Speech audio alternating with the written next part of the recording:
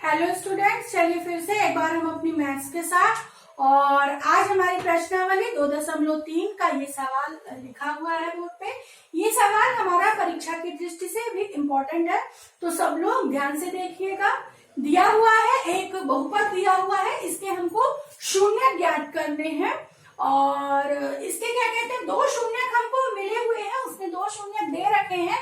प्रश्न कहता है कि आप इसके दो शून्य ज्ञात कीजिए के अन्य सभी शून्य ज्ञात कीजिए यदि इसके दो शून्य √5/3 और -√5/3 हो। प्रश्नावली 2.3 सब लोग देख लीजिए। चलिए करते हैं, सवाल को हल करते हैं। दो शून्य दिए हुए हैं, मतलब ये x के दो वैल्यूज दी हुई है हमको। ये जीरोस, इनके दो जीरोस दिए हैं, तो एक x बराबर हम ले लेते हैं, दूसरे को भी x बराबर ले लेते हैं। अब ये क्या होगा, सबसे पहले देख लीजिए, ये बहुपद है आपका, इस बहुपद का हमको शून्य ज्ञात करना है। तो बहुपद कैसा है हमारा, आप देख रहे हैं यहाँ चतुर्घाती बहुपद है, मतलब इसकी पावर कितनी है, 4 है। तो इसके हमको 4 शून्य निकालने पड़ेंगे, 4 शून्य होंगे इसके, और 2 शून्य हमको प्रश्न ने ऑलरेडी दे रखे हैं। बाकी के कितने बचे, 2 और बचे, तो वो 2 शून्य हमको ज्ञात करने हैं। तो कैसे ज्ञात करेंगे, चलिए देख लेते हैं। जो शून्य दिए हुए हैं उसको हम x = रख लेंगे इस तरह, और फिर आप पक्षांतरण कर लीजिए। इधर आएगा, ये क्या हो जाएगा, प्लस का है, इधर आएगा तो माइनस का हो जाएगा। ये कुछ इस तरह हो जाएगा, और ये हो जाएगा आपका इस तरह। ये दो इसके गुणनखंड होंगे, चूंकि शून्य है इसलिए = हमने 0 रखा है। ये इसके दो गुणनखंड होंगे, कुछ इस तरह के रहे होंगे। इसका गुणनखंड आया होगा और ये इस तरह का रहा होगा। इस तरह का हम इसको फिर से लिख लेते हैं। और सभी जितने भी प्रश्न हैं, अगर आपको 2 शून्य दिए हुए तो आप ऐसे ही करिएगा, x बराबर लेके उनको, और उनको इस तरह आप एडजस्ट कर लीजिएगा। आप ब्रैकेट खोलते हैं, ब्रैकेट ये a - b और ये a + b के रूप का है। आपने सर्वसमीका पढ़ी हुई थी, a + b, जब वही चीज जुड़े और वही चीज घटे तो क्या हो जाता है, a² - b² हो जाता है। तो हम भी इसको इसी सर्वसमीका में रख लेंगे। वही चीज घट रही है, वही चीज जुड़ रही है, तो क्या हो जाएगा, a² - b²। तो यहाँ x² हो जाएगा और -b² हो जाएगा, मतलब ये √5/3 हो जाएगा। तो वर्गमूल का जब स्क्वायर होता है √5, आप देखेंगे यहाँ पे √5/3 का वर्ग का मतलब हुआ इसका 2 बार गुणा। तो जब 2 बार गुणा होगा तो क्या हो जाएगा, वर्गमूल हट जाएगा और ये कितना आ जाएगा, 5/3 आ जाएगा। तो ये क्या हुआ, यहाँ पे आपका क्या आ गया, ये x² - 5/3। अब चूंकि यहाँ पे आपको दिख रहा है 5 के बटे में 3 है, तो हमारा प्रश्न थोड़ा सा कठिन हो सकता है, हमको करने में ये कठिनाई आ सकती है।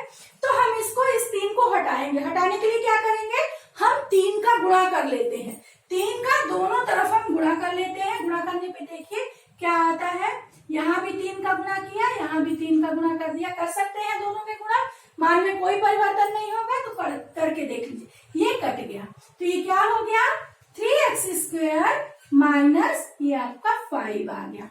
अब ये आपका कुछ इस तरह का आ गया। अब हम क्या करेंगे, जो यहाँ पे ये इसका गुणनखंड आया है, इसको हम मानेंगे भाजक। ये क्या मानेंगे बच्चों, भाजक। ये सारी प्रक्रिया हमारी किस लिए हुई, ये हमारी पूरी प्रक्रिया हमें भाजक ज्ञात करने के लिए। हम जब ये इसके शून्य दिए हुए थे, बहुपद दिया हुआ था, तो हम इस पे कोई भी कुछ कर नहीं सकते थे, इसलिए हमने भाजक प्राप्त करने के लिए ये पूरी प्रक्रिया की। अब यहाँ पे हमको भाजक हमारा मिल गया है, 3x² - 5 ये भाजक हो गया। जो हमको बहुपद दिया हुआ है हम उसे भाज्य मानेंगे। क्या मानेंगे, भाज्य मानेंगे। तो भाजक ये हुआ, और भाज्य क्या हुआ हमारा, भाज्य हुआ हमारा 3x⁴ plus 6x³ minus 2x² minus 10x plus minus 5, minus का 5 है, एक बार फिर से देख लीजिए। हाँ, ये हमारा हुआ भाज्य, ये क्या हुआ हमारा भाज्य हुआ। अब भाजक है, भाज्य है, तो भाग की प्रक्रिया कर लेते हैं। चलिए यहाँ पे हम देख लेते हैं भाग हमारा क्या आता है, किस रूप का आता है। तो हमारा बहुपद जो है वो है 3x⁴ plus 6x³ minus 2x² minus 10x minus 5। अब इसमें हमने भाग देना है, भाजक हमको प्राप्त हुआ है 3x² माइनस 5, 3x² माइनस 5। तो हमने क्या प्रक्रिया की, सबसे पहले हमने x इक्वल टू ऐसा रख के इसको कुछ इस तरह का बना लिया, और वो हमारा भाजक हमने उसको मान लिया है भाजक, और दूसरा बहुपद को फिर हम भाज्य मान लेंगे। चलिए भाग दे के देखते हैं क्या आता है। भाग देने में क्या होता है, पहले पद में पहले पद का भाग देंगे, 3x⁴ में 3x² का भाग देंगे, तो क्या होगा 3 3 कैंसिल हो जाएगा, और भाग में क्या होता है हमने बताया था, घातें घट जाती हैं। अगर आपको नहीं क्लियर है तो हमारा पिछला वीडियो देखिएगा, चार राशियों का जोड़ घटाव गुणा भाग, उसमें आपको क्लियर हो जाएगा। तो x⁴ में से x⁴ माइनस हो गया तो कितना बचा, x⁴ यहाँ 2 बचा। तो यहाँ पे कितना आया हमारा, ये सब कुछ कटने के बाद हमारा आया x²। तो हम चलिए उसको यहाँ पे लिख लेते हैं, x² आ गया हमारा। अब फिर दूसरी प्रक्रिया क्या करते हैं भाग में, इसका हम इस पूरे में गुणा करते हैं और उसको यहाँ पे लिखते हैं। तो 3x² में x² का इंटू हुआ, तो पहले तो चिन्ह तो प्लस आएगा, फिर 3 का 1 में, तो 3 1 कम 3 आ गया, और x², तो क्या हुआ, घातें जुड़ जाती हैं आपके गुणे में, तो क्या हो जाएगा ये 3x⁴, ये आ गया आपका 3x⁴। फिर x² का माइनस 5 में गुणा करेंगे, तो x माइनस 5 इंटू x²। तो सबसे पहले यहाँ माइनस और यहाँ प्लस, तो आंसर किस में आएगा, माइनस में आएगा। फिर 5 1 कम 5 हो गया, और चूंकि x² को हम डायरेक्ट लिख देंगे, तो ये आया -5x²। अब इसको x² के पावर के नीचे ही लिखेंगे, तो आप यहाँ पे लेके आइए इसको, -5x² आ गया। समझ में आया आपको। इसके बाद क्या करते हैं, घटा देते हैं हम, घटाने की प्रक्रिया करते हैं, तो क्या होता है, चिन्ह बदल जाते हैं। चूंकि ये प्लस में है तो किस में हो जाएगा, माइनस में। ये माइनस में है यहाँ, तो क्या हो जाएगा, ये प्लस में। एक प्लस दूसरा माइनस, क्या होगा, घट जाएगा, कुछ नहीं आएगा। यहाँ पे 6x³ सीधे डायरेक्ट लिख लेते हैं, नीचे कुछ नहीं लिखा है, तो ये प्लस का है, तो ये आ गया। यहाँ माइनस यहाँ प्लस, तो क्या हो जाएगा, ये घट जाएगा, एक धन है एक ऋण में है, घट जाएगा। कितना आएगा हमारा, 5 में से 2 चले जाएंगे, 5x² में से 2x² माइनस हो गए, तो कितना बचेगा, 3x²। ये प्लस इसलिए आया है क्योंकि प्लस वाला बड़ा है हमारा। फिर डायरेक्ट उतार लीजिए, बाकी और किसी में कुछ नहीं करना है, सबको उतार लेते हैं। अब पहला पद हमारा आया 6x³, वही फिर से प्रक्रिया दोहराएंगे। 6x³ में 3x² का भाग देंगे, 3x² का भाग दे, 3 दूनी 6, और x³ में से x⁻³ में से x⁻² घट जाएगा, तो कितना बचेगा, ये 2 आया है, और 3 में से घट गया ये, तो यहाँ पे पावर 1 बची, तो ये आया 6x आ गया। अब 2x आया, तो 2x को यहाँ पे लिख देंगे, यहाँ भी धन है यहाँ भी धन है, तो यहाँ भी धन पे ही आएगा।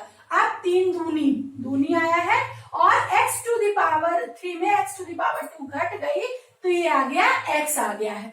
अब फिर वही प्रक्रिया, इसका इसमें गुणा करेंगे, 3 का 2 में गुणा होगा 6, और x² का x में घात जुड़ जाएगी, यहाँ 2 है, घात यहाँ 1 है, यहाँ क्या हो जाएगा, x⁻³ हो जाएगा। फिर प्लस माइनस, तो चिन्ह समान है तो माइनस में आएगा।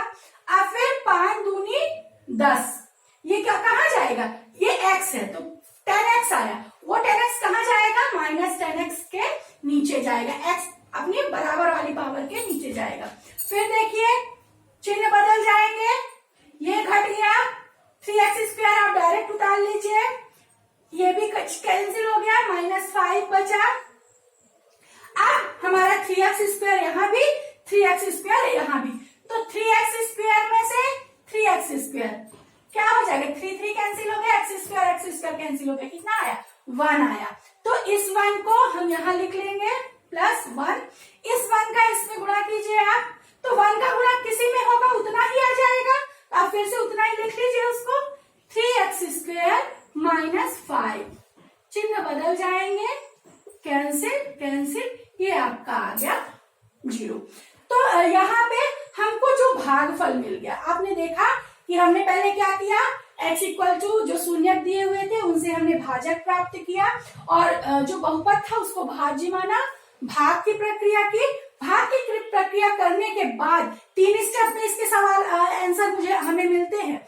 आप ऐसे सवालों के 3 स्टेप में, एक बार हमको गुणनखंड प्रक्रिया यहाँ पे हमको ये भाजक प्राप्त करना है पहले स्टेप में, दूसरे स्टेप में हमें भाग देना है, भाग की प्रक्रिया करनी है, और जो तीसरा स्टेप आया है लास्ट स्टेप, उसमें हमको करना है गुणनखंड। मतलब इन सवालों में आपके भाग की प्रक्रिया भी हो जाती है और गुणनखंड भी हो जाता है। तो चलिए इतना आपको क्लियर हो गया होगा। अब हम गुणनखंड ज्ञात कर लेते हैं। इसको आपने देख लिया, इसको मैं यहाँ क्लियर कर दूं। तो ये देखिए हमारा यहाँ पे भागफल जो आया, भागफल कितना आया, भागफल प्राप्त हुआ, भागफल प्राप्त हुआ है हमें x² + 2x + 1। मतलब ये भी भाग करने पे 0 आया है, ये भी एक इसका शून्यक ही होगा, इसको गुणनखंड करने से जो प्राप्त होगा।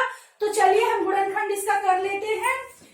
अब चूंकि 3 पार्ट है, हमको 4 पार्ट में चाहिए, तो बीच वाले पार्ट को हम तोड़ लेते थे 2 पार्ट में, तो 2 को 2 भागों में विभाजित कीजिए, फिर गुणा करने पे 1 आए, 1 एकम 1 आए, और जोड़ने पे 2 आए, तो क्या होगा 1 और 1 ही आएगा।